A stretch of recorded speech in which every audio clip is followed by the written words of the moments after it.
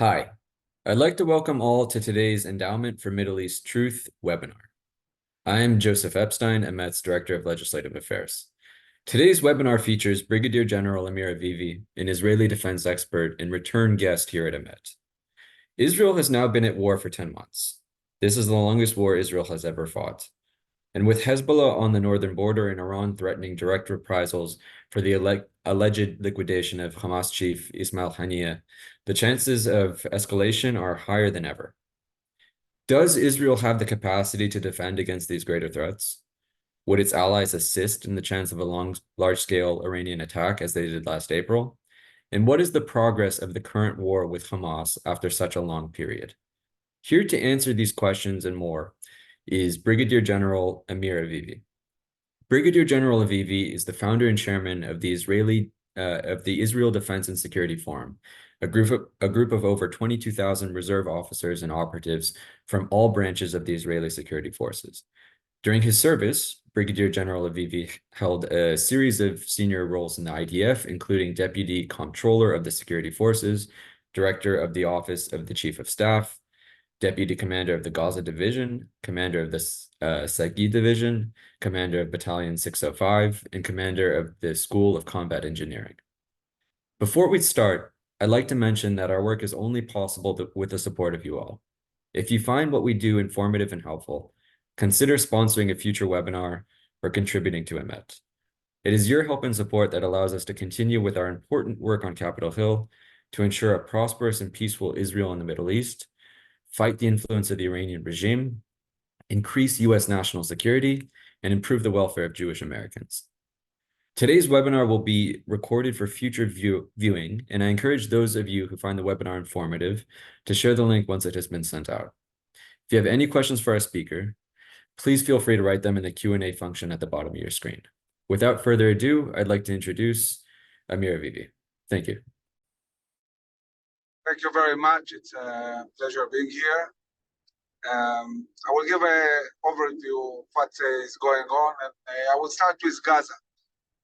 I visited the Southern Command last week. I had a chance to have a very long discussion with the commander of the Southern Command and really see the details of what is going on. And I must say that in Gaza, after 10 months, we are moving steadily towards victory, towards achieving the goal of war that says eradicating Hamas as a military and governmental entity. And basically, the situation is that almost all the population of Gaza is in a designated humanitarian zone along the shore in the Mouassi. There are like 2,000 people still in the area, but more than 1 million in El Mouassi. All other Gaza is empty. There are a bit of people in the center, which is close to the humanitarian area, and Gaza is pretty much empty of people.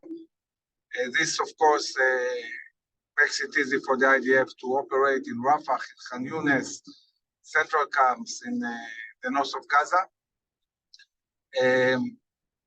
The IDF managed to destroy all the production capability of Hamas, to close the Egyptian border in a way that Hamas cannot rebuild itself. We see from the intelligence that they are suffering severely from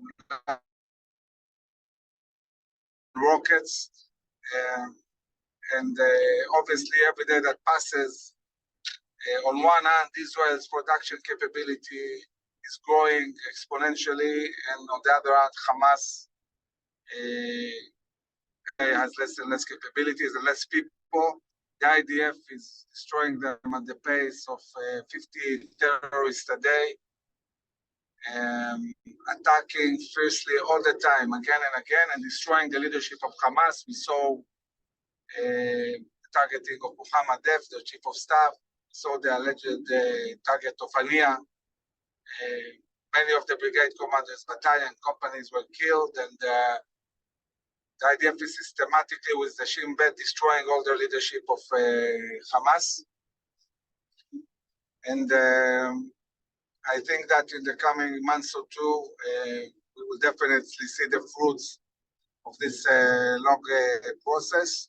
If we continue on this path, we'll see a huge victory in Gaza.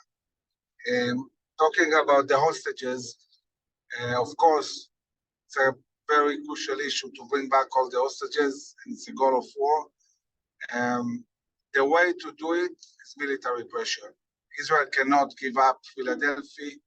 If we give up control of the Egyptian border, two things might happen. One, they will take hostages to Iran. Two, there will be massive capabilities that will come from Egypt into Gaza. And again, all the achievements we had be for nothing. So this is not an option. The other issue is that we insist on getting maximum hostages in the deal because we know that there will probably be no other deal for a long time.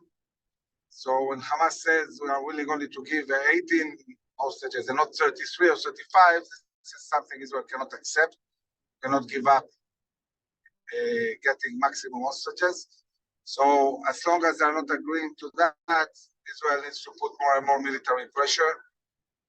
And at a certain point, at least we in IDSF expect the government and the IDF to take civil control of Gaza. This is crucial to prevent humanitarian aid to go to Hamas. This is crucial to get the Palestinians to understand that that's it. It's Israel controlling Gaza, not Hamas, and then getting them to really cooperate with us and give us the leaders and release the hostages and so on. So this is a step that hasn't happened yet, and I really hope we'll see in the coming future. We're in a situation that for the first time, Israel can consider changing the strategy, meaning till now for 10 months, we said we are on the offensive in Gaza and the defense on all other fronts. Now, we can change strategy and start focusing on the north and east.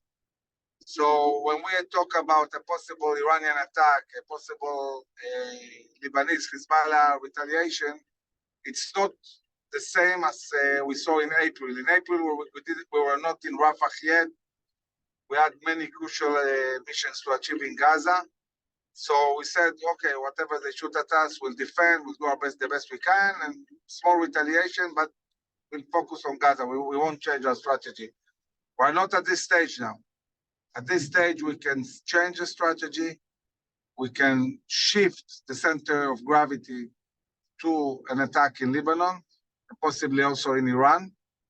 And therefore, the whole strategic situation is different. And we are facing basically three possible scenarios. One scenario is Israel saying, we'll do the same as April. We did what we did. Now we'll wait for them to retaliate. We'll defend the best possible with the coalition that was built, with the US, with other allies. And afterwards, we will attack probably fiercely, more stronger than we did the last time, Iran and Hezbollah, but it will happen only after the attack. This is not a good option, but it's a possibility. The other option is being proactive, seeing their preparations and attacking first, attacking the capabilities that they are trying to shoot at us. It's not a full-scale war yet, but it's being proactive and really preventing them from really being able to launch all these missiles, drones, and attack wherever we see them getting prepared, attack these forces. The third option is Israel shifting completely strategy and saying, okay, this is their moment, this is the opportunity. We are launching a full-scale attack on Hezbollah to hit all their capabilities all over Lebanon, and then a ground incursion into South Lebanon to conquer South Lebanon, destroy Hezbollah there, and push them north of the Litani. This is the only way to create a reality where we can bring back 80,000 displaced Israelis home safely. I don't see any reality where Hezbollah simply withdraws from South Lebanon without a full-scale attack. So we'll have to take this decision at a certain point, and the big question is it now? Is the situation at the moment such that we have to take advantage and attack now? And I think that the two last choices I mentioned, this is what Israel needs to consider. Or attack their capabilities and still, for a month or two, concentrate more on Gaza. Or say, okay, that's it. We're going to a full-scale attack in Lebanon to really degrade dramatic balance capabilities and destroy them in South Lebanon, and enabling our citizens to go back. The situation in the north is really, really bad. I mean, we have displaced people, the towns are being destroyed, the economy in the north is not functioning. So there is a big question, how long are we going to sustain this problematic reality? We need to do something. So this is the dilemma that the cabinet and the army need to deal with. I am now, by the way, on my way north to Tiberia to talk to a whole group of kibbutz Baram that are displaced and are in an hotel in Praia, and discuss these issues with them and give them the chance to ask questions and really share with them what is going on. It's very important to support our citizens who are now in different places in Israel, and I haven't been at home for 10 whole months. It's unbelievable. Didn't happen even in the independence war. Talking about Iran, I think that if Israel decides, if Iran shoots at us again directly, Israel can inflict huge, huge damage on Iran. There are many different targets we can attack. But the big question is, where is America in all of that? And we understand that the US sent many ships. We understand that there is a coalition that will help defend Israel. But what about attacking? We need US leadership. We need the US to be more proactive, to pose a credible military threat on Iran. We have to remember that Iran is moving towards nuclear capabilities, and this is not an option. Iran cannot become nuclear. This will endanger the whole globe. And therefore, we need to seriously try and convince the administration that we need to deal militarily with Iran and not do it alone, do it with a coalition. The Iranians and Hezbollah understand that they have a window of opportunity now that we are before elections in the US. They are very worried that Trump will be elected. They don't know what will happen in January, what will be the changes in policy if he is elected. And these changes might be very, very big. The whole global regional situation might change, and they don't want to wait to see what happens in November. Iran and Hezbollah want to seize the moment. They want to attack Israel. And when we spoke not long ago with the Prime Minister, we wrote him a very detailed paper. I wrote in red, another 7th of October is not an option. It's not an option to have a reality where they attack first. And it's a very, very different scenario. We need to be proactive. Our ability to be effective depends on us having the initiative. This is crucial, and this is why we are trying to push the cabinet, the army, to be proactive and attack first. So these coming days are going to be very, very defining. What I see talking about Israeli society, yes, people are worried. They don't know what will happen, but the Israeli society is very, very resilient. I can say that all the coffee shops are full, and people are shopping and traveling in Israel. All the polls show that the vast majority of Israelis say, we'll fight as long as needed. We want victory. We're not willing to have anything less than a decisive victory on all fronts. And we indeed have a very strong and very resolute society.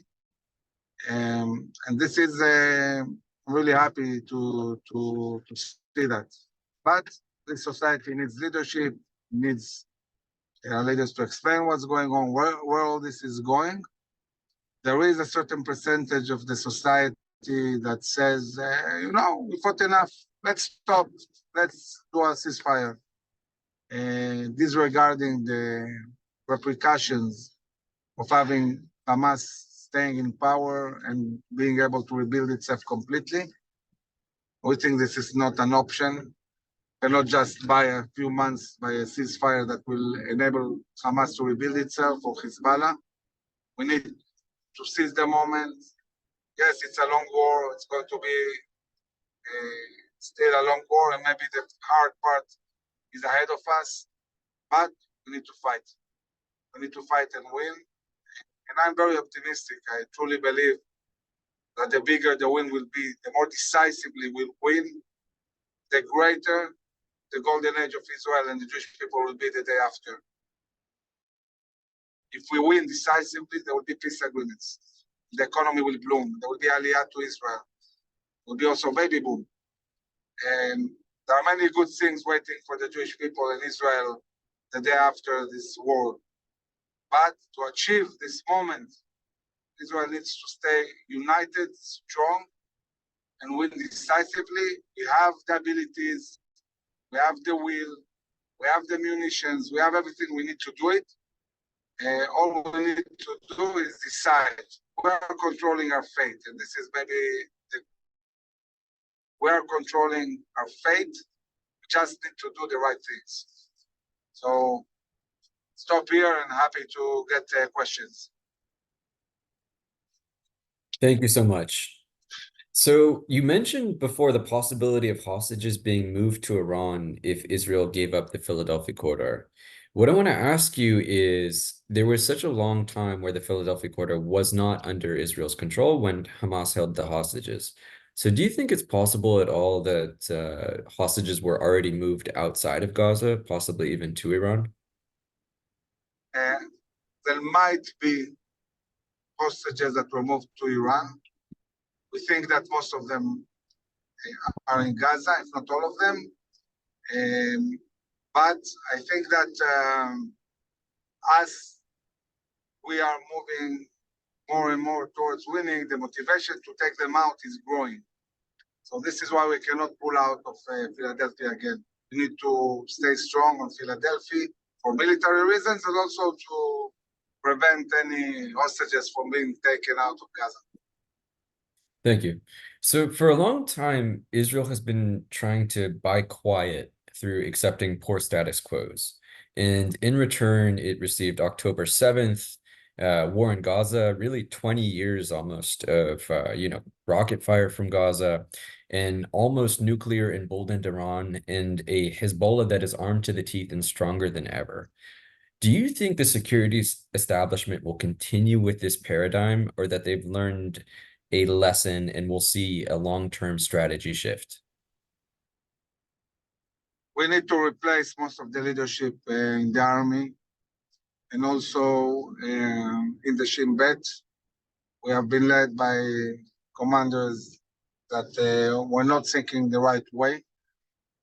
And I think that the overall idea was embracing the strategy that, by the way, worked well for the US against the USSR, strategy of containment. You know that in 1946, the US adopted the strategy of containing the USSR, not letting them expand, and also doing an arms race and space race, which actually brought the USSR to really fall without even one bullet being shot at them in the late 80s. And following the fall of the USSR, there was a really kind of thinking that that's it, that's the end of history. Fukuyama, with his book, saying, history ended, the Messiah is here, peace will erupt everywhere, everybody will be democratic, and the new era will start. Of course, he's a professor, Huntington, when he wrote that, was shocked. He said, listen, Fukuyama, you didn't listen to my lessons. And he wrote the book called The Clash of Civilizations, which Netanyahu mentioned in his speech in Congress. And basically, Huntington said, no, it's not going to be world peace. There is a clash of civilizations. I can say that in Israel, without really writing it, without really discussing it in depth, the leadership of Israel and the security forces adopted the idea of containment. And for a while, it actually worked. I mean, if you look at Israel in the last 20 years, we avoided big wars. While avoiding them, economy bloomed. We had a lot of tourism, high tech exploded, and everybody had a great life, people traveled. Yes, we had occasionally operations, but it wasn't a full-scale war. And while this was happening, we saw the Arab Spring. We saw our enemies falling. We saw their economies falling. We saw countries broken, like Libya, like Yemen, Syria, Lebanon. And there was really a belief that if we just really avoid these wars a bit more, there will be more and more collapses, and at the end of the day, we'll win. We in IDSF 2 years ago said, guys, maybe it worked for a while, but now there is a huge strategic change, and this change is going to bring, for sure, war. And the change was the withdrawal from Afghanistan, the withdrawal overall of the US from the Middle East, the buildup of Chinese, Russian, Iranian front in the Middle East, the Iranians reaching a buildup of power that made them feel they're ready for war and backed up by China and Russia. Also, everything that went on inside Israel. So there were big changes in the last 2 years, but you know, it's like people who invest in the stock market. You see it going up, going up, going up, and you are sure that this will simply continue. And then one day, you have a complete collapse. And this is what happened to Israel. So really, many of the leaders thought that continuing with the strategy of containment will work for us. But of course, they were wrong. And we cannot have a reality where you have huge terror armies that want to destroy you on your borders. It's like a tsunami that you have to deal with this tsunami with a spoon. You cannot deal with the tsunami with a spoon. So you need to make sure you don't have a tsunami on your borders. We cannot have terror armies on our borders. We need to create a reality where they simply don't exist. We don't care about the intentions. We need to make sure they don't have the capabilities. We don't control intentions. Thank you. I want to follow up on a couple of the points you made, actually. So you mentioned in the beginning of your response that many in the security establishment need to be replaced in order to bring about the needed change in Israel's long-term strategy. Now, do you think such a thing is possible? Do you think there is political will for that to happen? Do you think it's something the population is pushing for? And the other thing I wanted to follow up is you spoke about containing Iran, like the US contained the Soviet Union, and getting to a situation where, you know, a single bullet doesn't have to be fired. Do you think it's then that it's possible that this conflict with Iran does not end in war? That what?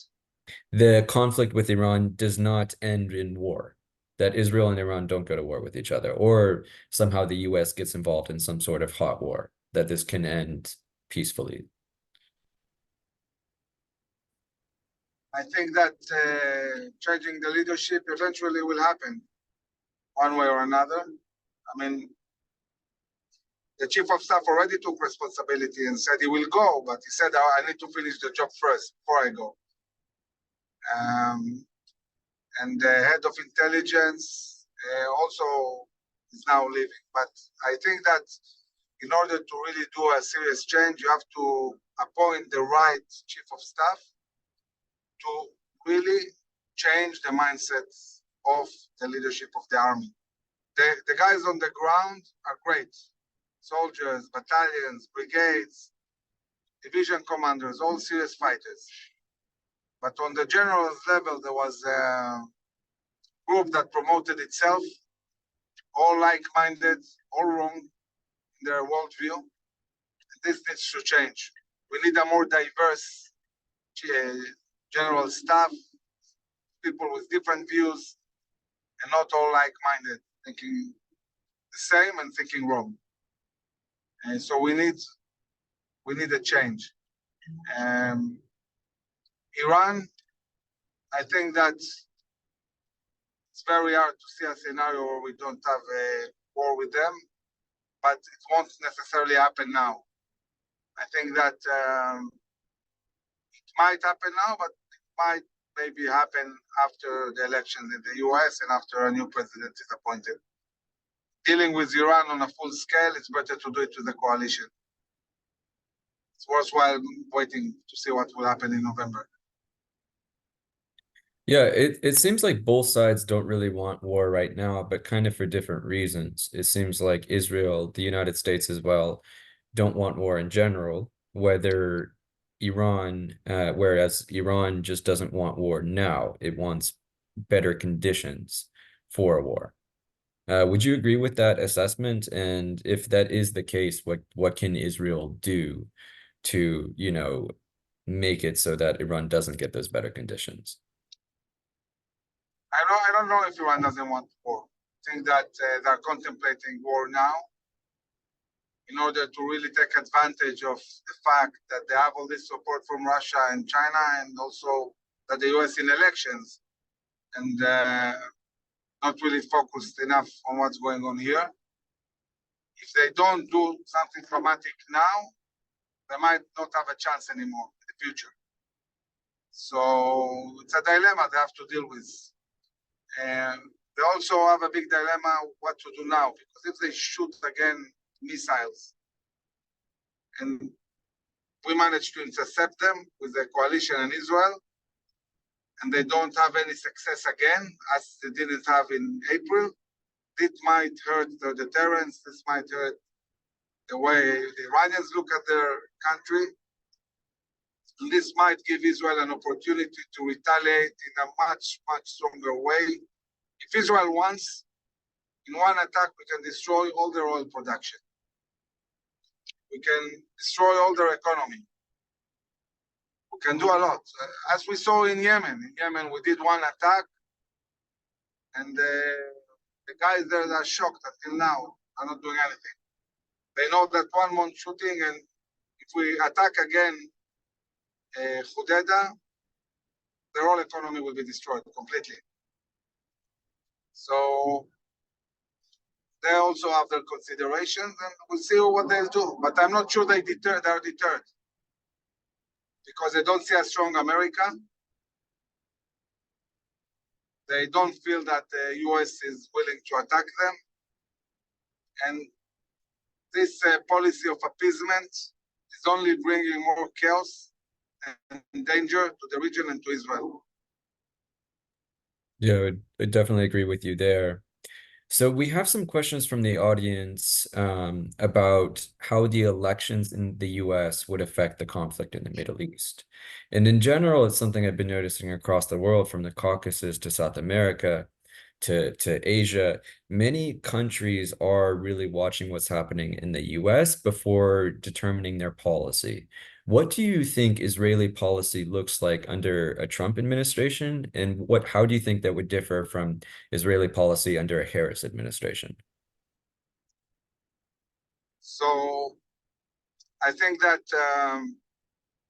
under Trump, I would assume that the chances to build a coalition that will pose a military threat on Iran will be higher. I think that the Trump administration also understands much better security concerns, the importance of Judea and Samaria, the importance of sovereignty, and this will enable Israel to bring solutions that are more relevant and adhere to Israel's needs, and not the two-state solution that is being pushed by the Biden administration, a solution that basically means the complete destruction of the state of Israel.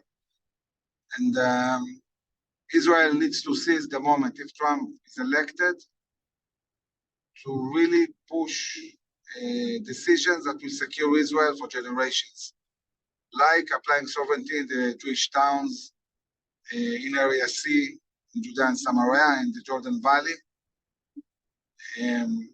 building new solutions, new ideas, different from the two-state solution that is being pushed. Thank you. So another question from the audience. You mentioned that Israel needs a total victory in the war in Gaza. In your opinion, what does total victory look like? Well, we have very clear goals of war. We need to achieve them. When the goals of war are eradicating Hamas as a governmental and military entity, bringing back all the hostages, and creating the reality that never again there will be a terror army in Gaza. These are goals of war, written goals of war. This is total victory. And the day after Hamas, Israel will have to stay on Philadelphia. The day after Hamas will need full freedom of operation everywhere. In Gaza, as the Prime Minister said in Washington, we need overriding security over the area. The IDF needs to be in control militarily of all Gaza and prevent any buildup of terror capabilities. And we need to do a process of de-radicalization of the society. You cannot do that without, at least for a while, controlling also civically Gaza. You cannot go into the education system and bring international knowledge or work with the Emirates or Saudi Arabia on really changing the education without being there. Only Israel can do it. Just as in the Marshall Plan, applied the Marshall Plan in 1945, the US occupied Germany 4 years and Japan 6 years. You cannot do a change without being there, boots on the ground. And so we'll need a long process to change Gaza. And if we really manage to do this change, which is not easy, then maybe there will be a different future then. Thank you. So to bring the conversation back to the northern border, we have a lot of questions about Hezbollah. What are your thoughts on a preemptive attack against Hezbollah in Lebanon? You mentioned before the need to be proactive. Is that what it looks like with Lebanon? So Israel has worked 20 years to really understand how Hezbollah is built and so on. And based on our knowledge, we can, if we attack, we can really inflict very serious damage on them. But this is being proactive. But if that, it's a whole different scenario. And then you become much less effective. And you don't know also what will be hit. Air Force bases, headquarters, and so on. So it's very, very crucial to be proactive and do a preemptive full-scale attack on Hezbollah.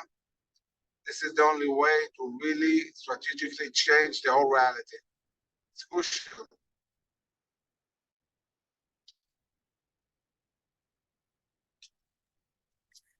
Thank you. So let me ask you, last April, the US, as well as many of its regional allies, helped in the defense of Israel when Iran launched that massive drone and missile attack. Do you think the US and other regional allies will come to Israel's aid again? And if so, do you think they would help Israel at all if Israel wanted to take the offensive? Let's say if the attack was ended up killing civilians, or if the attack crossed some sort of Israeli red line. So when you start shooting, whether it's us or Iran, you know how it starts. You don't know how it will end. I mean, obviously, the Iranians, if they attack directly Israel, are taking a big risk. Having U.S. ships and capabilities in the Middle East helps creating the overall picture and also really dealing with these threats as they are on their way to Israel. Having also the U.S. active on air defense, it's dramatic. It helps a lot. The big question is, indeed, will the U.S. be willing also to attack and not just defend? I don't know the answer to that, but I can tell you that if Iran shoots at us now again, Israel will retaliate and strongly. What will the U.S. do? I have no idea. Thank you. So, yeah, on that note, we have quite a few questions about Israel's capacity alone. Now, you mentioned before that it is unacceptable for Iran to develop nuclear weapons, but Iran is closer than ever. If Israel was to find out that the actual development of nuclear weapons was imminent and that Iran had plans to go through with it, do you think it would be able to take out the Iranian nuclear program by itself?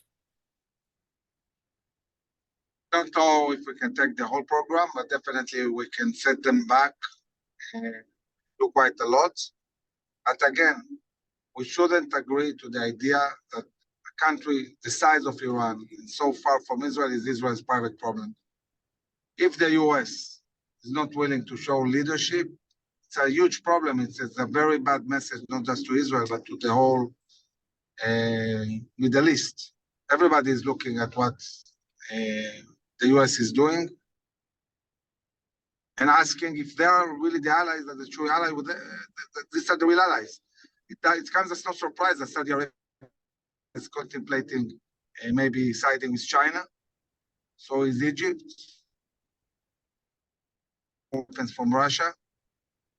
Russia and China are strongly coordinated. They seem resolute. They're not afraid to fight. And this makes many countries nervous. And they say, okay, where is the US? We need them.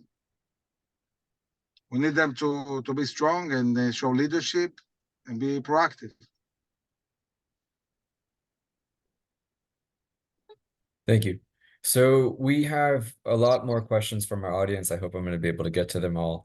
One of them is actually from our president, Sarah Stern, and she is asking if there's a possibility that if Yahya Sinwar actually was able to flee the Gaza Strip to Egypt or possibly even somewhere else, such as Iran. As far as we know, he's in Gaza. He hasn't left Gaza. There is a huge effort to really try and locate him. It's just a matter of time as we located Deif. There will be a moment when he will be targeted and will destroy all the leadership of Hamas. There won't be one person that led this 7th of October that will stay alive. All of them will be killed. Thank you. So we have another question in from an Emet board member, Lori Reagan, and she is saying that she has heard that Israel needs something about a year to rearm, regroup, and rest. And I mean, do you think in such a scenario that Israel would be able to handle, the outbreak of a new front with Hezbollah, a group that is much, much stronger than Hamas? Israel is fully armed and ready for war with Hezbollah. You don't need a year, we're ready. Yes, you never have all the amount of munitions you want. I don't know any war where somebody is happy about the amount of munitions. but the Northern Command is in full readiness to a full-scale war with Hezbollah, and we don't need to wait. We're ready. Thank you. By the way, just on that note, so if the past year has shown Israel anything, it's that by relying on US munitions, it puts itself in a position where it may have to sometimes give up on its own national interests in terms of what kind of policy it follows. Because, of course, US administrations can threaten to not arm Israel with crucial munitions. Do you think that in the long term, Israel will now try to build back its independence and self-reliance? It's doing so. It's doing so as we speak. It's doing so as we speak, and I hope that this process will continue. Israel needs to really be able to defend itself by itself. We cannot rely. We cannot rely on any country when it comes to our existence, not even the US. Thank you. I know you mentioned earlier that you had a cutoff at 12:40. Are you okay for time, or do you have to leave? No, I have to leave. Oh, okay. Well, thank you so much, Amir. We always appreciate your takes on these issues. We always love having you. I'd like to thank our It's a audience as pleasure. well. Thank you so much. I'd like to thank our audience as well for tuning in, and we hope to see you next week. Thank you. Thank you very much. It was a pleasure.